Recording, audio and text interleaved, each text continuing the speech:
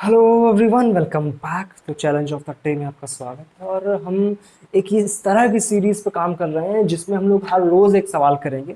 ठीक है, मैंने कुछ क्वेश्चंस पहले भी आपको इस सीरीज के अंतर्गत कराए थे और अब हम यहाँ से एक नए स्तर से शुरुआत करेंगे जहाँ पे हर रोज मैं एक चैलेंजिंग प्रॉब्लम आपको दूंगा जो आपको पहले सॉल्व करना है। अगर नहीं हो रहा है तो फिर उसका सॉल्यूशन देखना है। ठीक है, तो आज के क्वेश्चन आपकी स्क्रीन पे आपको दिख रहा होगा कि a charge q is placed on the axis of a disc of radius R at distance a, find the expression of the electric flux passing through a disc. अगर क्वेश्चन वहां से समझ नहीं आया है तो एक बार इसका क्वेश्चन नंबर 1, ठीक है, समझ नहीं आया तो मैं क्वेश्चन एक बार आपको समझा देता हूं, फिर आप इसको सॉल्व करो।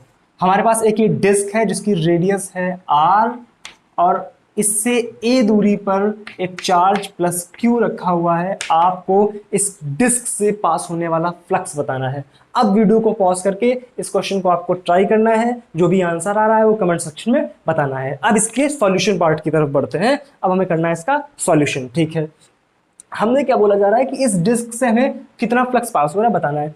देखो, जब भी हम फ्लक्स लिखते हैं तो फ्लक्स लिखने के लिए हमें क्या चाहिए, phi is equal to E dot d ए।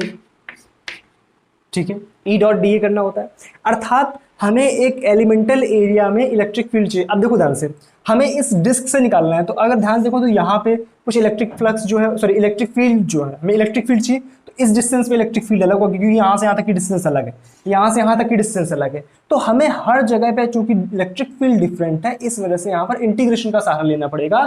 तो हम करते क्या है कि यहाँ से आर दूरी पर जाकर के, आर हाइट पर जाकर के हम डी आर का एक एलिमेंट लेते हैं। क्या करते हैं, डी आर का एक एलिमेंट लेते हैं। आर पे जाकर के डी आर का एक हमने एलिमेंट लिया। इस डी आर के एलिमेंट का हमारे पास जो एरिया है, छोटा सा एरिया डी ए है, वो क्या हमारे पास 2 pi r into d r. 2 pi r इसकी लेंथ और डी आर इसकी मोटाई, तो 2 pi r into d r ये क्या हो गया, इसका एरिया। और इस दूरी पर इलेक्ट्रिक फील्ड हमें लिखना है। अगर ये दूरी आर है, ये दूरी सॉरी ये दूरी ए है, ये दूरी आर है, तो ये क्या हो गई, ए स्क्वायर प्लस आर स्क्वायर का अंडर रूट।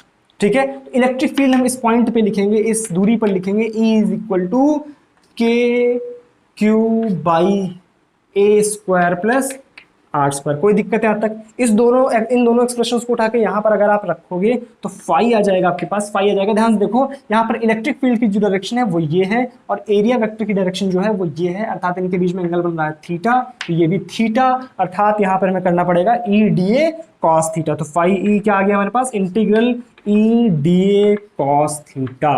अर्थात यहाँ से हमारे पास क्या बन जाएगा, इंटीग्रेशन ई की वैल्यू क्या है, k q by a square plus r square into d a की वैल्यू क्या है हमारे पास, 2 pi r into d r, 2 pi r into d r into cos theta की वैल्यू क्या है, a upon under root a square plus r square, a upon under root a square plus r square. ये आ गया हमारे पास। अब हमें करना किसके रेस्पेक्ट में इंटीग्रेशन, डी आर के रेस्पेक्ट में इंटीग्रेशन करना है, मतलब आर के रेस्पेक्ट में इंटीग्रेशन करना है। अर्थात हम यहाँ पे फाई को लिख सकते हैं, phi is equal to k q 2 पाई, ये आ गया हमारे पास बाहर, अंदर और ए भी बाहर आ गया, अंदर क्या बचा हमारे पास, r d r upon a square plus r square की पावर 3/2। आर की लिमिट्स कहां से कहां तक, जीरो से लेकर के कैपिटल आर तक, जीरो से लेकर के कैपिटल आर तक।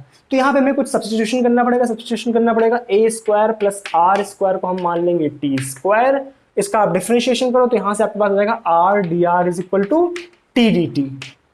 उठा करके यहां रखो, लिमिट भी चेंज कर दो तो फाई आ जाएगा हमारे पास k q 2 pi a integration r d r की जगह पे t d t upon a square plus r square की जगह पे टी स्क्वायर, यानी यहाँ पे स्क्वायर स्क्वायर कैंसिल हो जाएगा, बचेगा टी क्यूब। लिमिट कहां से कहां तक, जब r इज इक्वल टू 0 है तो t is equal to a है, r is equal to capital R है तो t की value under root a square plus r square है। बात क्लियर है? यहाँ पे एक t था, नीचे 3 t थे, कैंसिल हो जाएगा, बचेगा क्या हमारे पास, यहाँ पे बचेगा हमारे पास के क्यू 2 पाई ए 1 upon T square, 1 upon T का स्क्वायर का जो इंटीग्रेशन हो जाएगा वो जाएगा -1/t। इसको ऊपर कर दो थोड़ा सा, -1/t लिमिट रख दोगे जीरो से, सॉरी ए से लेकर k under root a square plus r square. ठीक है, इसको आप सॉल्व करोगे, इसको मैं थोड़ा सा इधर लिख दे रहा हूं, उधर जगह कम है तो हम इधर लिख देते हैं इसको, फाई इज इक्वल टू के की वैल्यू क्या हमारे पास 1/4 पाई एप्सिलॉन नॉट, तो 1/4πε0 इंटू 2πa इंटू क्यू, और ब्रैकेट में आपके पास आ जाएगा हमारे पास, जब लिमिट्स रखेंगे तो पहले चूंकि माइनस साइन है इस वजह से लोअर लिमिट रख दो, तो 1/a minus 1/√a² plus r²। ये बात क्लियर है। 4π यहाँ पे 2π 2 कैंसिल हो गया, कुछ बच रहा है हमारे पास, a का अंदर मल्टीप्लाई करा दो, ऊपर बचेगा हमारे पास q/2ε0, अंदर बचेगा हमारे पास 1 minus a/√a² plus r²। This is the answer of this question, this is the answer of this question. q/2ε0 bracket में 1 माइनस a/√a² प्लस r²। ये होता है इसका डिटेल्ड सॉल्यूशन। अगर हम इसके शॉर्ट सॉल्यूशन की बात करें तो हम जानते हैं कि अगर कोई भी हम इसको शॉर्टली हम किस तरह से कर सकते हैं, सॉलिड एंगल से। सॉलिड एंगल में क्या होता है, सॉलिड एंगल बोलता है कि अगर हमारे पास टोटल सॉलिड एंगल ओमेगा है तो उससे जो फ्लक्स पास हो रहा होता है वो होता है हमारे पास 4π इंटू ओमेगा। ठीक है, 4π इंटू ओमेगा। मतलब क्या है इसका, इसको ऐसे समझो, इसको ऐसे समझो कि हम जानते हैं कि गॉस लॉ क्या होता है, phi is equal to q/ε0, phi is equal to q/ε0। ठीक है, ये होता है हमारे पास flux passing through any close surface. ठीक है, तो ये जो हमारे पास फ्लक्स पास हो रहा है ये टोटल सॉलिड एंगल से पास हो रहा है, ये टोटल सॉलिड एंगल से पास हो रहा है, अर्थात हम ये जो फ्लक्स है ये 4π सॉलिड एंगल से पास हो रहा है। ये किससे पास हो रहा है, 4π सॉलिड एंगल से।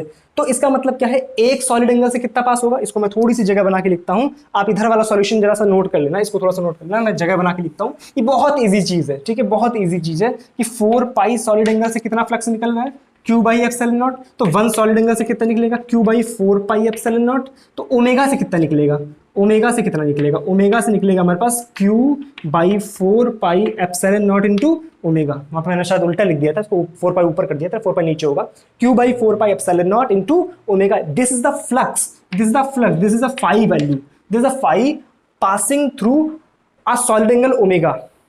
अब देखो यहाँ पे सॉलिड एंगल कितना बन रहा है, यहाँ पे सॉलिड एंगल बन रहा है ये, सॉरी ये, ठीक है, ये पूरा सॉलिड एंगल बन रहा है। अब एक सॉलिड एंगल में, सॉलिड एंगल और प्लेन एंगल में रिलेशन होता है, सॉलिड एंगल और प्लेन एंगल में क्या रिलेशन होता है, 2π 1 माइनस कॉस अल्फा, जहां पे अल्फा क्या होता है, प्लेन एंगल। अब अगर यहाँ पे आप सॉलिड एंगल ओमेगा की जगह पे ये वाला एक्सप्रेशन रखोगे तो हमारे पास फ्लक्स की वैल्यू आ जाएगी, फ्लक्स की वैल्यू निकल के आ जाएगी, phi is equal to q/2ε0, sorry 4πε0 into omega की वैल्यू क्या है, 2π इंटू 1 माइनस कॉस अल्फा। 2π से ये कैंसिल हो गया, q/2ε0 बचा, कॉस अल्फा क्या है, ये होता है अल्फा, ये जो प्लेन एंगल होता है ये होता है ये वाला, ठीक है, मतलब ऐसे समझ लो, ये होता है प्लेन एंगल अल्फा। ठीक है, तो कॉस अल्फा की वैल्यू कितनी आ जाएगी, ये a है ये r है, तो कॉस अल्फा की वैल्यू हो गई a/√a² plus capital R²।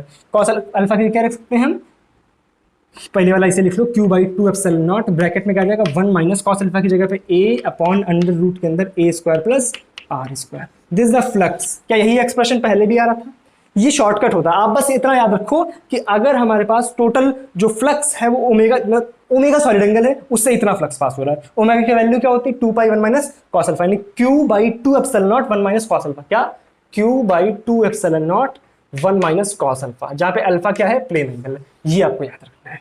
Question solve.